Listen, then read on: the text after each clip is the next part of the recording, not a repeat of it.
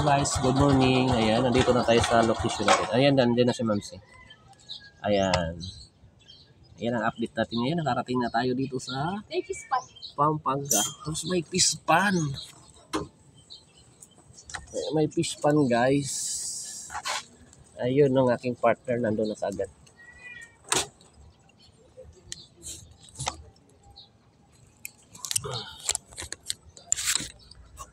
Ayan si partner ko.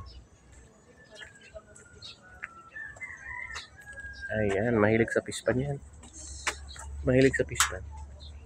Ayan. So, hindi kami marunong manghuli. Ayan, thank you boss. Maraming. Boss, good morning. Ayan. Alayo ba? Oo, ano, kulang-kulang ano. Okay lang din. Pero okay lang naman, sanay kami sa ano, malayuan. Ayan. Di ba mababa? Mababa. Mataas? Malalim kasi tubig dito eh. Ano yan eh? Sibin. Ganyan na pinakamataas sa amin. Bagay, pwede naman yung itaas kung saan. Oo, pwede, Saan pwede. saan taas yung banda? Dito o dito? Dito, iangat mo siya ng konti dito. Ito. Depende naman sa yung barako baka bitan nyo kung sakali. Hindi, baka ano lang po sir, baka ganito lang. Euro. Ganyan. Matataas ang ano yan eh. Yung mga dito. Opo. O kaya aangat pa yan siya.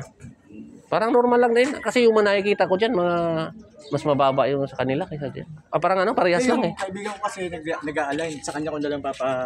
Oo. Depende naman yun. Pagka ano, pwede mo namang ipaputol din to. Oo, ipaputol. Kasi Kung gustong itaas talaga. bawasan.